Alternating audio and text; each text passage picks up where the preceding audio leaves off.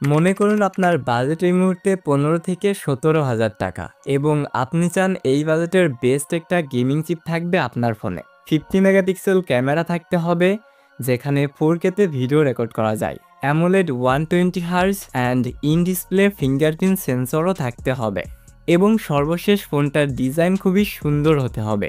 তাহলে আপনি সঠিক ভিডিওতে ক্লিক করেছেন। সো হেই গাইজ, আসসালামু আলাইকুম। কথা বলছিলাম আইটেলের নতুন স্মার্টফোন S25 নিয়ে। এই ভিডিওতে আমরা ফোনটি সম্পর্কে বিস্তারিতভাবে কথা বলবো। ফোনটিতে যা কিছু অফার করা হয়েছে, ফোনটার এক্স্যাক্ট প্রাইস, লঞ্চ ডেট সম্পর্কে বিস্তারিতভাবে জানতে লাইক অ্যান্ড সাবস্ক্রাইব করে পুরো ভিডিওটার সাথেই থাকুন। তো চলুন শুরু করা যাক আজকের এই ইন্টারেস্টিং ভিডিও। শুরুতেই কথা বলতে চাই এই ফোনটির ডিজাইন দিয়ে। তো ফোনটির ডিজাইনকে যথেষ্ট প্রিমিয়াম করেছে itel. Front glass and back plastic বা পলিকার্বনেট বিল্ড, সেই সাথে তিনটি দারুণ কালার ভেরিয়েন্টে পাওয়া যাবে। থাকছে IP54 dust and water resistance, যার ফলে হালকা পাতলা পানির ছিটে ফোটা বা ধুলাবালিতে এই ফোনটা তেমন কিছুই হবে না। পোর্টস অ্যান্ড বাটনগুলো একদমই ঠিকঠাক পজিশন অনুযায়ী রয়েছে, তবে থাকছে না স্টিরিও স্পিকার এবং থাকছে না সেকেন্ডারি নয়েজ ক্যান্সেলিং মাইক। তবে সেকেন্ডারি নয়েজ ক্যান্সেলিং মাইক না থাকলেও এই ফোনটিতে একটা AI ফিচার দেওয়া হয়েছে। আর সিকিউরিটিতে রয়েছে ইন ডিসপ্লে ফিঙ্গারপ্রিন্ট সেন্সর, যেটিও বেশ ফাস্ট অ্যান্ড একুরেট। তবে শুরুতে যেমনটা বলছিলাম, ফোনটার ডিসপ্লেতে রয়েছে 6.78 ইঞ্চের একটা অ্যামোলেড প্যানেল, যার resolution obviously full HD plus and 120 হার্সের হাই রিফ্রেশ রেট দেওয়া হয়েছে। এই ডিসপ্লেটার পিক্সেল ডেন্সিটি হচ্ছে 393 PPI। সিন বেজেলসকে একটু মোটা মনে হবে, যা এই প্রাইস পয়েন্টে একদমই স্বাভাবিক। অ্যান্ড টপ সেন্টারে রয়েছে একটি সিঙ্গেল পাঞ্চল সেলফি ক্যামেরা। তবে ভালো ব্যাপার হচ্ছে যে এই ডিসপ্লেতে রয়েছে 1800 নিট পিক ব্রাইটনেস, যা ইনডোর অ্যান্ড আউটডোর উভয় কন্ডিশনে কোনো প্রকার স্ট্রাগল করা লাগবে না। এবং প্রোটেকশনে রয়েছে কর্নিং গরিলা গ্লাসের কোনো একটি ভার্সন। তো আমার মতে এই ফোনটা ডিসপ্লে সেকশন এক কথায় বেস্ট। তো ডিসপ্লেটি রেখে যদি এখন আমরা ফোনটার পারফরমেন্স সেকশনে আসি, তাহলে ফোনটিতে চিপ হিসেবে ইউজ করা হয়েছে ইউনিএসওসি T620, যেটি 12 ন্যানোমিটারের 2.2 GHz একটি অক্টাকোর চিপ, যার জিপিইউতে রয়েছে মালি G57। ফোনটিকে 8128 একটি মাত্র র্যাম ভেরিয়েন্টে পাওয়া যাবে। LPDDR4X and eMMC 5.1 storage type. ফোনটিতে রয়েছে out of the box Android 14 and ইউআইতে রয়েছে iToS 14.5 এবং এখানে 1 বছরের অ্যান্ড্রয়েড আপডেট দেওয়া হবে।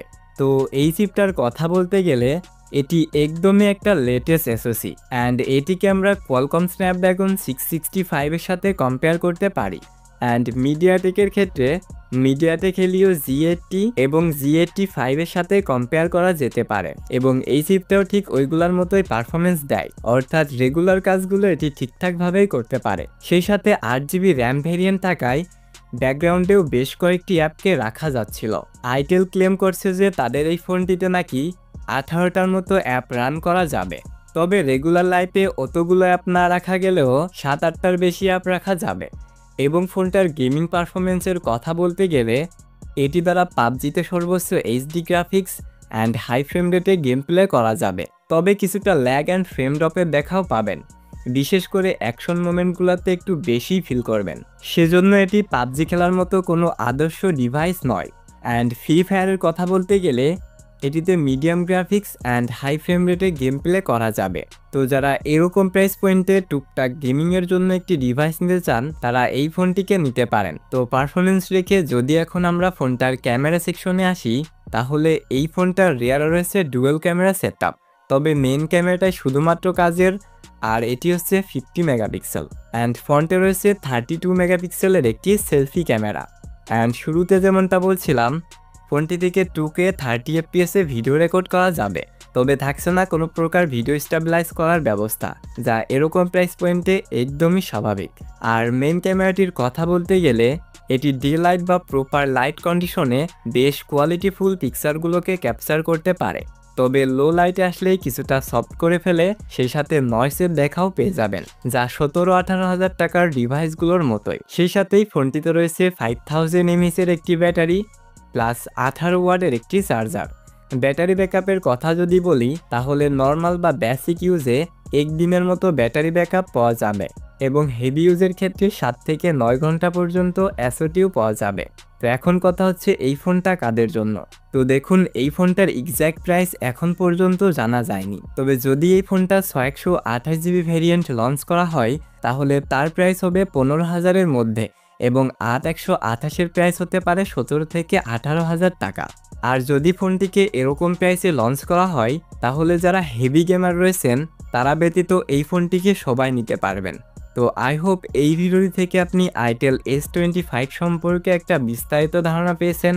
যদি ভিডিওটা একটু কাজের মনে হয়ে থাকে তাহলে অবশ্যই একটি লাইক করবেন। চ্যানেলে নতুন দর্শক হলে চ্যানেলটিকে সাবস্ক্রাইব করতে পারেন। আর সম্পূর্ণ ভিডিওটা দেখার জন্য অসংখ্য ধন্যবাদ। Thanks for watching.